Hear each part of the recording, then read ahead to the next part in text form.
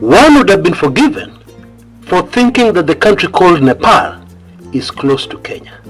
Hey, what has happened over the last few hours? As the Gen Z revolution in Nepal has unfolded, what has happened in the motherland is more than super fascinating. What does it mean? In case you've been away from the planet, the young people of the nation of Nepal have carried out what has shocked the world, a revolution. The Prime Minister has resigned and fled. The President of that country has resigned and fled. And still, things have not calmed down in that country. The trigger of all this trouble was when the government insisted on banning social media.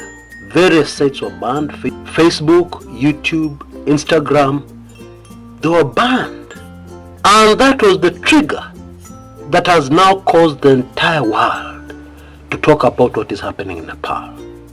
And of course, Kenyans remember very clearly their own Gen Z uprising in June 2024, last year, lakini haikufika.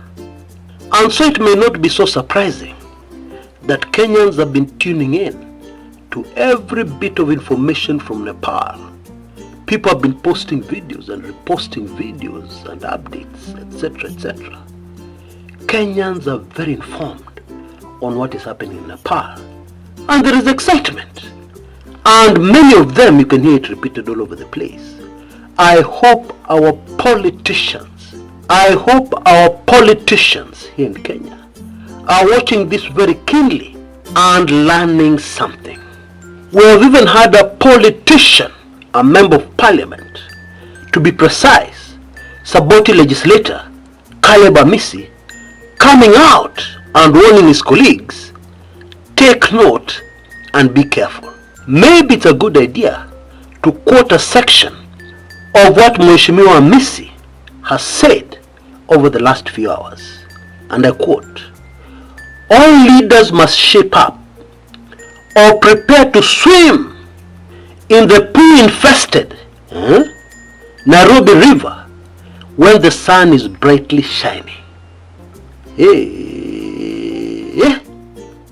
It is clear, it is more than clear, that the Gen Z uprising appears to be a season that is worldwide. And very interesting, it is a season that was here in Kenya. And I believe this is a sign that it is still here. And this should be a wake-up call to our politicians and our leaders who keep on inventing new lies and new schemes to steal from us, the public. This should be a wake-up call for them to wake up before it is too late. Well, on my supercharged show today, I will only cover two questions. Okay? One, where did this thing come from? Where did this thing come from? That one should be very revealing and super fascinating. And then, the Kenya shillings 1 million question, is my second question. Can it still happen in Kenya? Can it happen here in the motherland? Karibu sana. And without wasting any more time, twende kazi.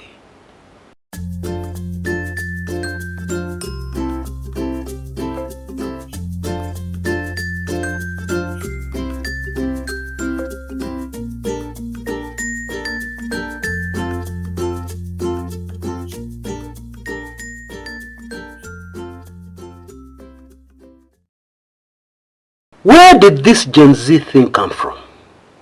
What is it really? Is it capable of liberating the people of Kenya? We will of course be able to answer that question very conclusively once we understand it in totality, and especially where it came from, what caused it, why is it here, why this season. Once we answer those questions, things will be much clearer. But very quickly before we proceed, please allow me to reintroduce our sponsors for today's show. Lemify. Now I'm aware many of us use these services very regularly, and you'll already know about Lemify, that customers can send money to Kenya at the best rates and with zero fees. From the UK, US, European Union and Canada. But you may not be aware of other advantages, like the fact that you can send without funding the wallet. Okay? You can also send from a pay bill or a till. And of course you can receive money from Kenya at zero fees. Now if you use my code, which you can see on your screens right now, KUMEKACHA, you'll be able to get a cashback. £10 for the first £50 you spend. If we are talking about the UK, €15 for those in the European Union countries. And then in the US, Uncle Sam country, $20 for the first $100 you spend on Lemify. I am very grateful for their support in sponsoring this video, and so if you've not used this service, please give it a try today, because it is also yet another way of supporting this channel and the work we do. Now we need to agree on one thing. Without the internet, the Gen Z revolution would never have happened. This Gen Z thing would never have seen the light of day. You know, in the old days, Jomo Kenyatta regime, Moi regime, the government was always very sensitive about people meeting. Okay? Any gathering, the government was very nervous about. And this is really the key about the internet and politics.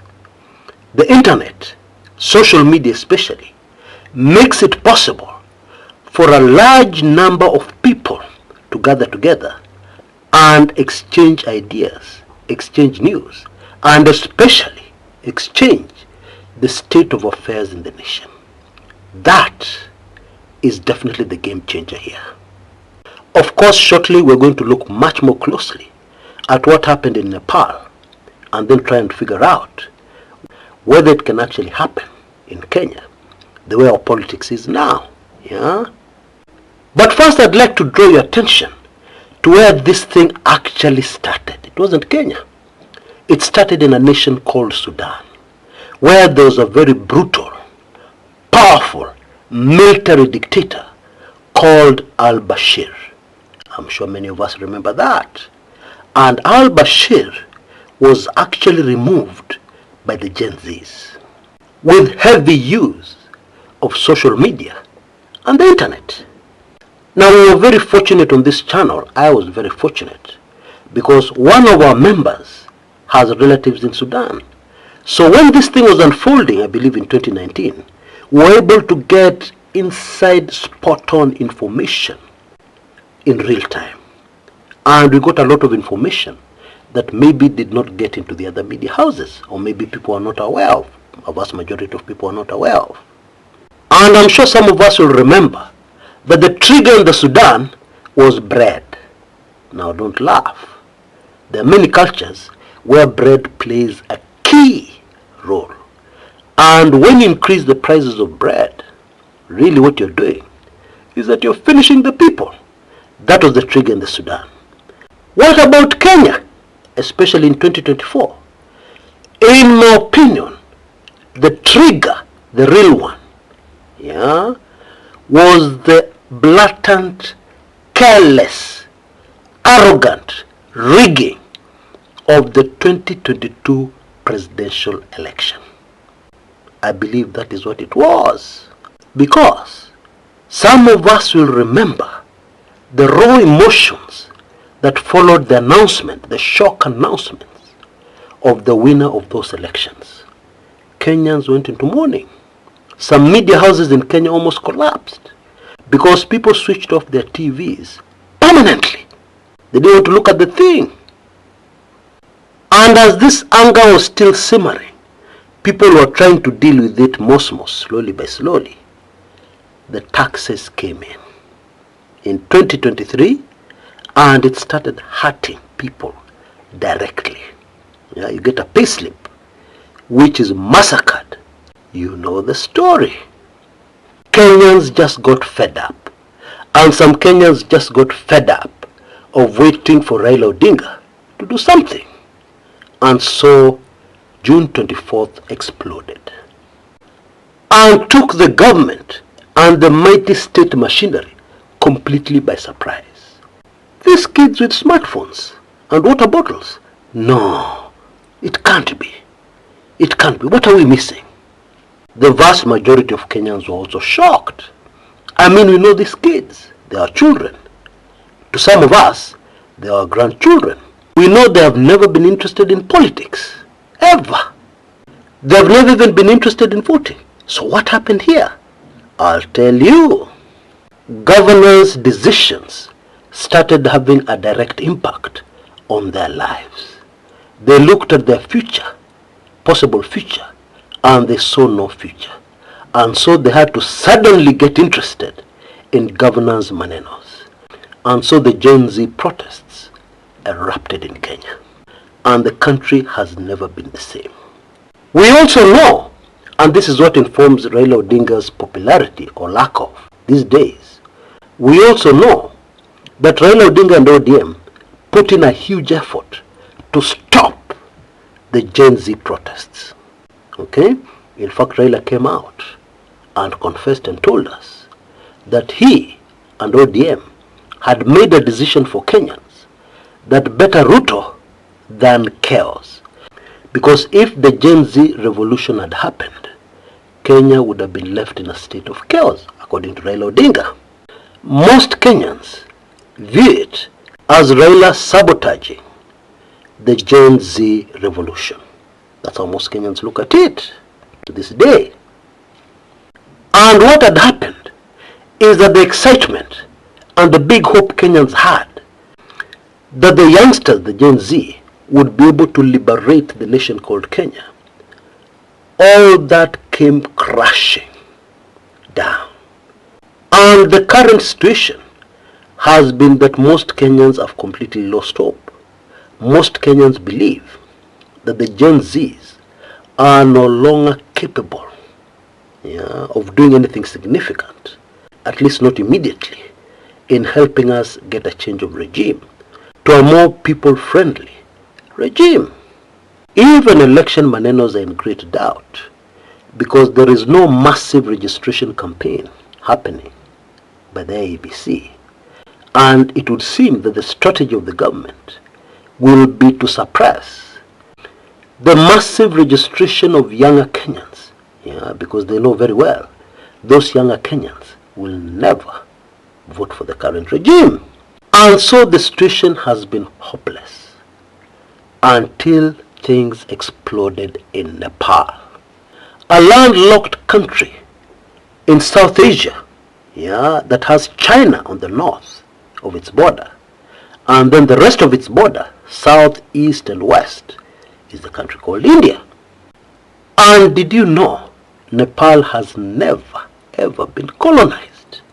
Did you also know that Nepal is the only country in the whole world that does not have a rectangular shaped flag? It doesn't. Their national flag are two triangles, imposed on one another. You can see a photograph on your screens right now. Very unique. And of course, the highest point in the world, Mount Everest, is bang inside Nepal. Now, what triggered things in Nepal was the government clamping down on social media, culminating in that government banning social media. Doesn't that sound familiar? Is it not true that this regime is always huffing and puffing about social media? In Nepal, that was the trigger, the match that lit the fuel. Hiyo ndo iliwasha petroli. Hiyo ndo kibiriti iliwasha petroli. And very quickly things got out of hand. And very quickly the situation became impossible. the country became ungovernable. The Prime Minister resigned. The anger of the people did not cool down. The President resigned. The people were still not appeased. Hey, they invaded Parliament. Sounds familiar? They cornered their leaders, who only a few days ago were flaunting their wealth, showing off, telling the people, Mtadu. Only a few days ago, they were cornered. Many of them were assaulted. And as we speak, the houses of these corrupt government officials are being invaded and looted by the people. And things have still not cooled down in Nepal. The military is trying to move in. But obviously, it is going to be a tall order, restoring normalcy. But what is really exciting Kenyans? Prime Minister, poof, gone. President, gone. Senior officials, gone. Actually, that government, gone. The political class, most of it, gone. Even a media house that was supporting the regime, ilikiona, protesters destroyed it. Now let us tackle that second question. I'm sure most of you have been waiting for this. Okay? Can something similar happen in Kenya? Especially now that it has been inspired by events in Nepal? Is that possible? Allow me to tell you a very brief story, because I don't want to use kizungu mingi, complicated analysis. Hapana, I will just tell you a brief story. Very early during my political lectures, one day my political lecturer asked me, do you know the most powerful thing in politics? And this has never changed right down history. I didn't have a clue. We had just been having a debate where I had very excitedly opined that Moi was not going to last in power. I believe this was sometime in 1992, shortly after the reintroduction of multi-party politics into the country. And the opinion of my lecturer was that Moi was going to survive because he understood this most powerful thing in politics, and he was in full control of it, and therefore he was going nowhere. My lecturer leaned back and pointed to his very generous pot belly. This, the stomach, is the most powerful thing in politics. Let me explain. He said that Moi was in full control of this thing. He was always obsessed about food in the country. He was always obsessed about receiving intelligence reports about the common man, what they're going through, how uncomfortable or how comfortable life is, etc., etc. He was focusing there. And a revolution needed something very important, a hungry stomach. And that was not going to happen around Moi. End of story. And of course, my lecturer was proved right. I didn't believe him at the time. I thought he was wrong. Amepitwa na wakati. Huyu mzee haelewi. But time has proved him 100% correct. Moi lasted in power for another 10 years and left power on his terms, and when he wanted and had already planned how he was going to leave power. And so, very simple answer to that question. It is the tummy that is going to bring about change in Kenya. Tumbo. You see, the psychology of somebody who has gone hungry is very different from that of the well-fed human. I think that is obvious. When you are hungry, everything changes for you. You can take risks. You don't care. And the biggest mistake by far this regime has made is to completely ignore that thing which is so important in politics. And right now Kenyans are suffering. And so it is only a matter of time. It is only a matter of time. And what will happen is that something so small, a small trigger, is going to launch major change in the country called Kenya. And this thing may be so small that most of us will ignore it. But it will be the trigger, and it will be enough. And that is why I believe the words of the young Saboti MP, Caleb Amisi, are prophetic. All leaders must shape up or prepare to swim in the poo-infested Nairobi River when the sun is brightly shining. Those are very witty words. And if you look at them just a little deeply, it is a warning that I fear the political class will completely ignore with dire consequences. Now, there are some other places from where a trigger can also emerge. Yeah, and this is a place that most Kenyans are completely blind to. But it is very important. Politics. I cover this in great detail in my latest highly sensitive special report. Yeah, which is not just about Gachagua. He's the person who's there now in that spot. But it's not about Gachagua. It is about this other blind spot, which influences our politics more than anything else. Of course, this information is highly sensitive, very sensitive. You can see details on your screens right now. We are in the Kipindi cha Lala Salama. So if you have not seen this special report, please take action today and get hold of it. And you're going to understand a lot of things, including the things we've talked about in this particular show. You can see details on your screens right now. For only Kenya shillings 1,999, you can get this amazing special report. And also another bonus video that gives you a practical example of how this blind place worked recently in Nairobi and caused miracles to happen. Okay? Now, one excellent way of making sure you never miss any special report going forward, including this one, is to join our Golden Pass members or Golden Key. You can see details of that on your screen right now. Regulars will remember that we launched this, I Gifted People, during our celebration of 20 great years of the Kumekucha brand. But now, due to a lot of you demanding, we have decided to include a few more people in this exclusive group, where going forward, you will never need to pay for anything Kumekucha. Yeah, it's not annual, it's permanent. For only Kenya shillings 6,333.